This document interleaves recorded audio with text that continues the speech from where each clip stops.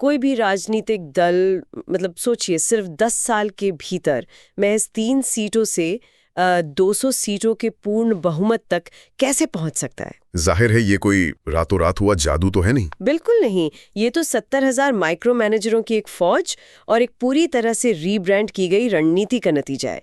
The deep dive की इस नई गहन चर्चा में आज हम उस ऐतिहासिक राजनीतिक भूकंप का विश्लेषण कर रहे हैं जिसने मई 2026 के भारतीय राज्य विधानसभा चुनावों में कई पुराने किलों को ढा दिया है। हाँ, और हमारे पास जो स्रोत हैं उनमें बैरक फेस ब्लॉग के विस्तृत राजनीतिक विश्लेषण और हालिया चुनावी डेटा का एक बहुत बड़ा स्टैक मौजूद है। सही कहा।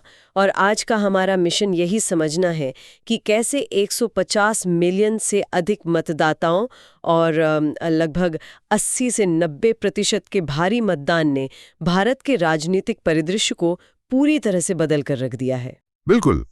इन 2026 के चुनावों में जिनमें 824 सीटों पर फैसला हुआ है, उन्होंने उन पुरानी धारणाओं को पूरी तरह ध्वस्त कर दिया है जिन्हें दशकों से अकाट्य माना जाता था।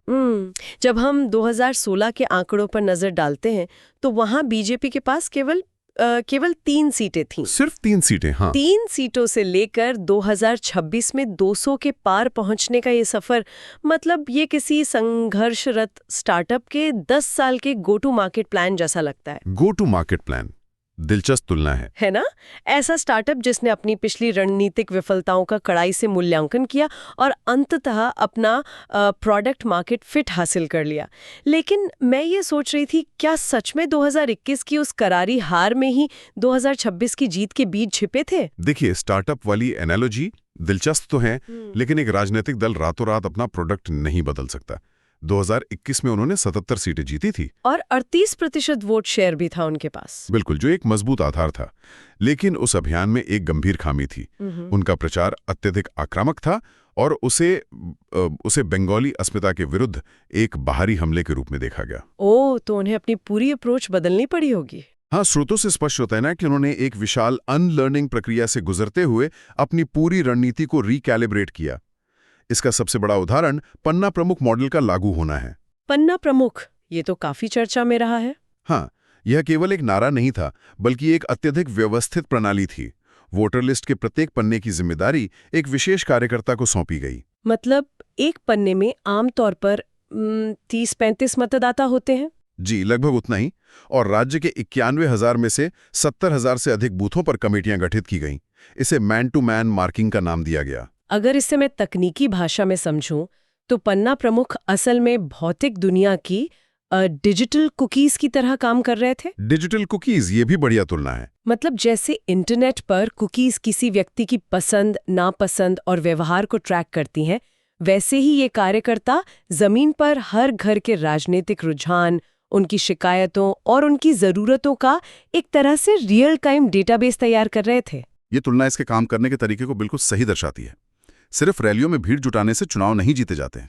चुनाव इस बात से जीते जाते हैं कि मतदान के दिन उन लोगों को बूथ तक कैसा लाया जाए। बिल्कुल सही बात है। और दूसरी बड़ी बात थी नैरेटिव का पूरी तरह से बदलना। 2021 की आक्रामक बयानबाजी से परे हटकर 2026 में रणनीति का मुख्य फोकस स्थानीय संस्कृति और विकास पर रहा। मतलब उन्होंने स्थानीय महापुरुषों को आगे किया। हाँ, अभियान में रविंद्रनाथ टैगोर, चैतन्य महाप्रभु और स्थानीय विचारों को केंद्र में रखा गया। बाहरी बनाम स्थानीय की बहस को खत्म करने के लिए किसी एक राष्ट्रीय चेहरे की बजाय सामूहिक नेतृत्व और स्थानीय बंगाली चेहरों को आगे किया गया। और शायद इसी माइक्रो मैनेजमेंट का नतीजा था वो 92% का भारी मतदान। एकदम सही। इतना बड़ा टर्नआउट ये साबित करता है कि जो सत्ता विरोधी लहर 15 सालों से पनप रही थी, उसे बिना बिखरे सीधे सीटों में बदल दिया गया। बंगाल में डेटा और जमीनी संगठन का ये तालमेल वाकई एक केस स्टडी है। लेकिन यहाँ एक बात बहुत दिलचस्प है। जब हम नक्शे में थोड़ा नीचे की ओर जाते हैं तो दक्षिण भारत में एक बिल्कुल ही अलग किस्म का राजनीतिक मॉडल आकार ले रहा है। आप तमिलनाडु की बात कर रही हैं ना? हाँ, तमिलनाडु में अभिनेता विजय की नई पार्टी तमिलगा वेत्री कड़गम यानी टीवीके ने राजनीतिक परिदृश्य में धमाकेदार एंट्री की है। स्रोतों का डेटा बताता है कि उन्हें सीधे 103 से 110 सीटें मिली हैं। ये बहुत बड़ा आंकड़ा है एक नई पार्टी के लिए। बिल्कुल। इस जीत ने डीएमके और एआईएडीएमके के उस पारंपरिक एकाधिकार को एक झटके में तोड़ दिया है जो दशकों से चला आ रहा था। अब मेरा सवाल ये है कि हम 2026 में खड़े हैं, जहां राजनीति पूरी तरह से डेटा और बूथ मैनेजमेंट का विज्ञान बन चुकी है। तो ऐसे दौर में दक्षिण भारत में अभी भी ये सिनेमाई स्टार पावर जमीनी कैडर पर इतनी भारी क्यों पड़ रही है? यहाँ जो बात सबसे आकर्षक है वो ये समझना है कि स्टार पावर केवल चेहरे की चमक का नाम नहीं है। राजनीतिक अर्थशास्त्र में ये एक क्लीन स्लेट तंत्र की तरह काम करता है। क्लीन स्लेट मतलब साफ छवि। हाँ, तमिलनाडु के मतदाता दशकों से दो ही मुख्य द्रविड़ विकल्पों के बीच झुल रहे थे और दोनों ही के साथ भ्रष्टाचार, भाई भतीजावाद या सत्ता विरोधी लहर का एक लंबा इतिहास जोड़ा था। तो लोग एक नए विकल्प की तलाश में थे। बिल्कुल। जब एक बेहद लोकप्रिय अभिनेता राजनीतिक मैदान में आता है तो वो केवल अपने प्रशंसकों को ही नहीं लाता, वो जनता के सामने एक ऐसा विकल्प पेश करता है जिस पर पुराने शासन की विफलताओं का कोई दाग नहीं होता। ये तो बहुत लॉजिकल बात है। स्रोतों के विश्लेषण के अनुसार विजय की पार्टी ने इस क्लीन स्लेट छवि को कल्याणकारी वादों और नए चेहरों के साथ बेहतरीन तरीके से मिलाया। डीएमके को अपने कार्यकाल की भारी सत्ता विरोधी लहर का सामना करना पड़ा था, तो इस नई पार्टी ने उस खाली जगह को भर दिया। ये क्लीन स्लेट की अवधारणा बहुत कुछ स्पष्ट करती है। लेकिन दक्षिण के ही एक और महत्वपूर्ण राज्य केरल की कहानी थोड़ी अलग है। वहां भी सत्ता परिवर्तन हुआ है, लेकिन किसी नए सुपरस्टार के जरिए नहीं। हाँ, केरल के नतीजे शासन और आर्थिक थकान की एक क्लासिक कहानी बयां करते हैं। वहां मतदाताओं ने वामपंथी मोर्चे यानी एलडीएफ को लगातार 2 कार्यकालों के बाद सत्ता से बेदखल कर दिया है और कांग्रेस के नेतृत्व वाले यूडीएफ को वापस ले आए हैं। बिल्कुल। केरल में ये बदलाव किसी करिश्माई लहर का नहीं, बल्कि आर्थिक नीतियों, रोजगार और स्थानीय शासन से जुड़ी जनता की तीखी प्रतिक्रिया का परिणाम है। और अगर हम असम और पुडुचेरी की बात करें, वहां एक अलग ही पैटर्न देखने को मिला, जहां एनडीए ने अपनी सत्ता को सफलतापूर्वक बरकरार रखा है। असम में बीजेपी ने 81 सीटों के साथ लगातार तीसरी बार जीत हासिल की है। ये तो साबित करता है कि बुनियादी ढांचा और कल्याणकारी योजनाएं सुचारू हों तो सत्ता विरोधी लहर को पार किया जा सकता है। एकदम सही। जब हम बंगाल, तमिलनाडु और केरल के इन नतीजों को एक साथ रखकर देखते हैं तो एक राष्ट्रीय तस्वीर उभरती है।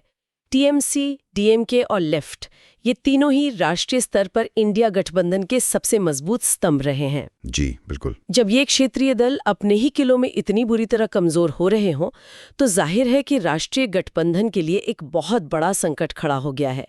लेकिन चलिए, चुनाव जीतने की इस रणनीति से थोड़ा आगे बढ़ते हैं। सत्ता हासिल करना एक बात है, लेकिन सरकार चलाना और अर्थव्यवस्था को संभालना ये बिल्कुल अलग खेल है। शासन करना हमेशा से चुनाव जीतने से ज्यादा चुनौतीपूर्ण रहा है। बिल्कुल। वापस बंगाल की आर्थिक स्थिति पर आते हैं। चुनाव का मुख्य नारा था सोनार बांग्ला, यानी स्वर्ण बंगाल। स्रोतों में इस राज्य के औद्योगिकरण के पतन का एक विस्तृत इतिहास दिया गया है। हाँ, बंगाल का औद्योगिक पतन किसी एक नीति या एक दशक का परिणाम नहीं है। एक समय था जब बंगाल पूरे भारत का प्रमुख औद्योगिक केंद्र हुआ करता था। जूट, चाय, भारी इंजीनियरिंग, हर क्षेत्र में इनका दबदबा था, है ना? बिल्कुल। लेकिन इस पतन की जड़ें वामपंथी शासन के दौरान शुरू हुए श्रम विवादों और हड़तालों में देखी जा सकती हैं।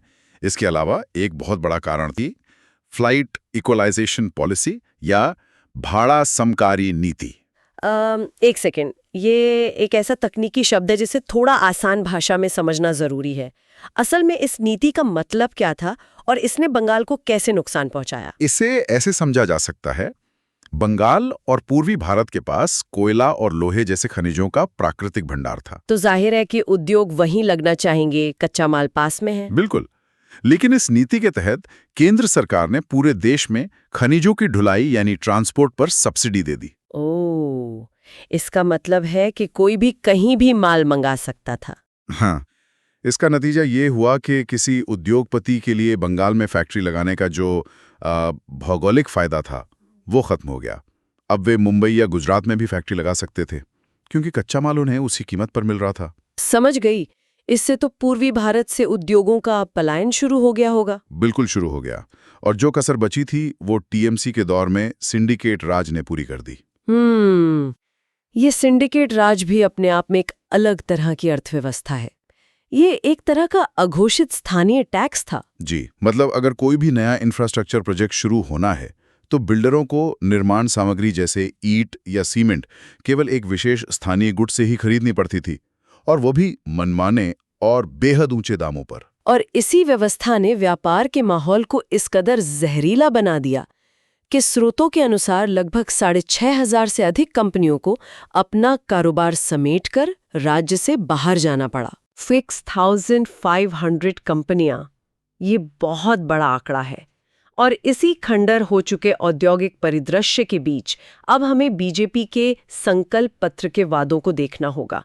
उन्होंने जो कल्याणकारी वादे किए हैं वे बहुत विशाल हैं। उनके वादे काफी महत्वाकांक्षी हैं। महिलाओं के लिए हर महीने 3,000 रुपए की वित्तीय सहायता, अगले 5 सालों में 1 करोड़ नए रोजगार, 45 दिनों के भीतर 7वें वेतन आयोग को लागू करना और 6 महीने के भीतर समान नागरिक संहिता यानी यूसीसी लागू करना। यूसीसी का अर्थ है विवाह, तलाक और उत्तराधिकार जैसे मामलों के लिए सभी धर्मों पर एक समान कानून लागू करना। बिल्कुल। लेकिन अगर हम इन वादों को अर्थशास्त्र की कसौटी पर कसें तो राज्य पर पहले से ही भारी कर्ज का बोझ है। ये पूरा गणित कैसे काम करेगा? ये स्थिति मुझे ऐसी लग रही है जैसे किसी ने एक पुरानी जर्जर हवेली खरीद ली हो और ये वादा कर दिया हो कि वो रातों रात उसे एक अत्याधुनिक स्मार्ट होम में बदल देगा। Smart home? हाँ, बिना किसी तय बजट के। क्या ये आर्थिक रूप से किसी भी तरह संभव है? देखिए, इस स्मार्ट होम एनालॉजी में एक बड़ा पेंच है। हवेली को स्मार्ट होम बनाने के लिए आपको पहले पुरानी नींव को ठीक करना होगा और इसके लिए भारी पूंजी चाहिए। वही तो मैं कह रही हूँ। स्रोतों ने इस चुनौती को स्पष्ट रूप से रेखांकित किया है। एक और व्यापारिक जगत और निवेशक इस राजनीतिक बदलाव को बहुत सकारात्मक रूप से देख रहे हैं। उन्हें उम्मीद है। हाँ, उनका मानना है कि डबल इंजन सरकार यानी केंद्र और राज्य दोनों में समान पार्टी का शासन एक नीतिगत स्थिरता लाएगी। दिल्ली कोलकाता इंडस्ट्रियल कॉरिडोर जैसी विशाल बुनियादी ढांचे की परियोजनाएं केवल तभी तेजी से जमीन पर उतर सकती हैं जब केंद्र और राज्य के बीच कोई टकराव ना हो। लेकिन दूसरी तरफ उन विशाल कल्याणकारी योजनाओं का बिल भी तो खड़ा है। महिलाओं को 3,000 रुपए और बेरोजगारों को भत्ते देने का पैसा कहां से आएगा? यही नई सरकार के लिए एक बहुत पतली रस्सी पर चलने के समान है। सरकार को एक तरफ तो 45 दिनों में 7वां वेतन आयोग लागू करके अपना राजनीतिक वादा निभाना है और दूसरी तरफ राजस्व बढ़ाने के लिए जूट, चाय और लौ अयस्क जैसे बंद पड़े पारंपरिक उद्योगों को फिर से खड़ा करना है। कर्ज में डूबे राज्य के लिए रातों रात संभव नहीं है। तो उन्हें निवेश आकर्षित करने के लिए क्या करना होगा? उन्हें तुरंत उस सिंडिकेट राज वाली छवि को मिटाना होगा और एक पारदर्शी व्यवस्था बनानी होगी। सच कहूं तो ये आर्थिक सुधार राजनीतिक जीत से कहीं अधिक कठिन होने वाला है। सही बात है। तो इन सब का कुल मिलाकर क्या अर्थ निकलता है?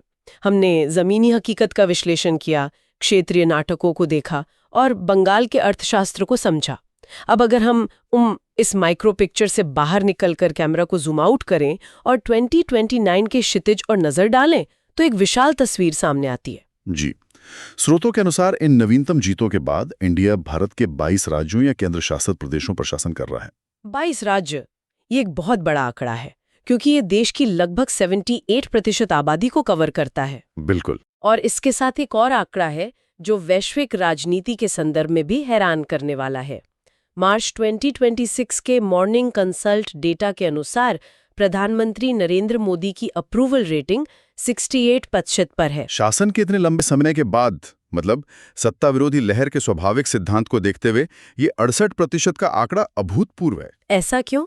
ये स्पष्ट करता है कि पार्टी ने खुद को केवल हिंदी भाषी पट्टी तक सीमित नहीं रखा है, बल्कि एक वास्तविक पैन इंडिया विस्तार हासिल कर लिया है। पैन इंडिया विस्तार, और इस विस्तार के पीछे एक बहुत दिलचस्प हाइब्रिड मॉडल काम कर रहा है जिसका स्रोतों में विस्तार से जिक्र है। हाइब्रिड मॉडल से आपका क्या मतलब है? मतलब भारतीय चुनाव अब पुराने और नए का एक अद्भुत मिश्रण बन गए हैं।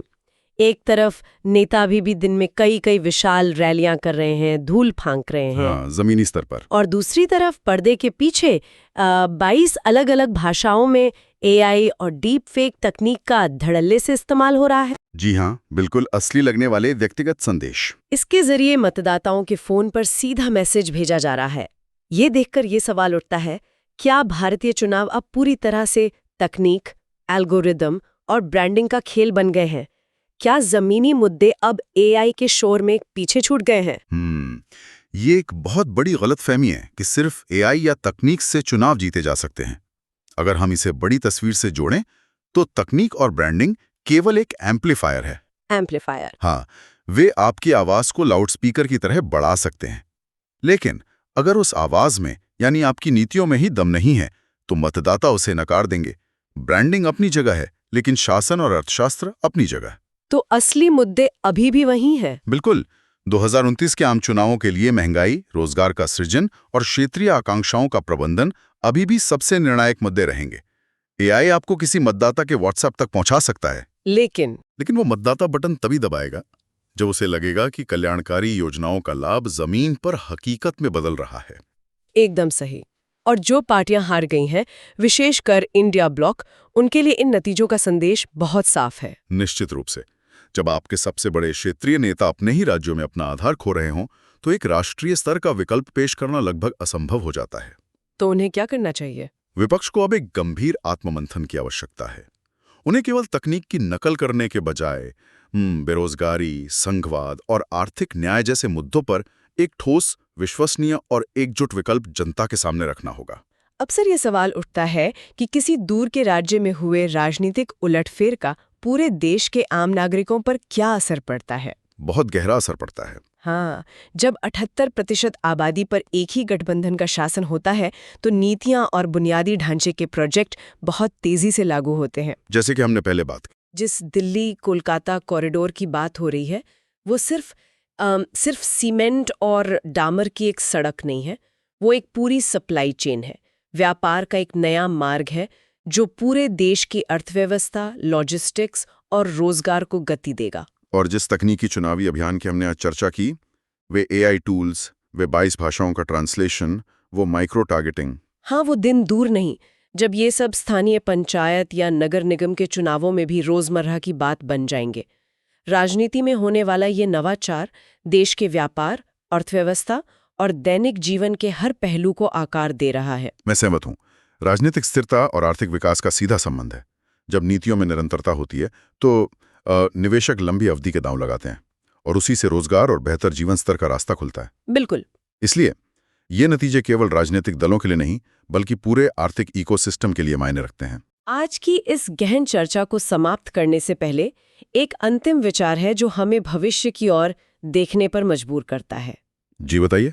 आज हमने देखा कि कैसे पन्ना प्रमुख मॉडल ने एक-एक घर के डेटा का भौतिक रूप से विश्लेषण किया और कैसे दक्षिण में एक सुपरस्टार की क्लीन स्लेट ने दशकों पुरानी व्यवस्था को ध्वस्त कर दिया। साथ ही हमने एआई और डेटा एनालिटिक्स की वो असीम शक्ति भी देखी जिसने करोड़ों मतदाताओं के दिमाग तक पहुंचने का तरीका ही बदल दिया है। बिल्कुल बदल दिया।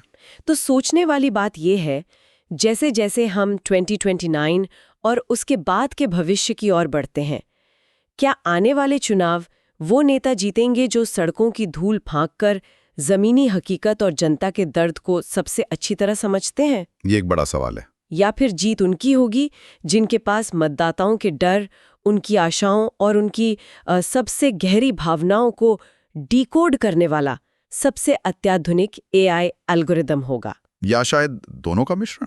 बिल्कुल। या शायद भविष्य का सबसे सफल नेता वो होगा जो इन दोनों मानवीय संवेदनाओं और मशीनी गणनाओं का सबसे सटीक मिश्रण तैयार कर सकेगा। ये तो आगे वाला वक्त ही बताएगा। जिस तरह किसी पुरानी इमारत के गिरने के पीछे सालों की कमजोर नींव होती है, वैसे ही भविष्य के ये एआई एल्गोरिदम्स आज से ही मतदाताओं के हर डिजिटल कदम, हर क्लिक और हर प्रतिक्रिया से अपनी नींव मजबूत कर रहे हैं। इस पर विचार कीजिएगा। वाकई ये सोचने वाली बात है। आज के द डीप डाइव में बस इतना ही। इन विस्तृत स्रोतों में हमारे साथ गोता लगाने और इस बदलते राजनीतिक परिदृश्य को डिकोड करने के लिए धन्यवाद।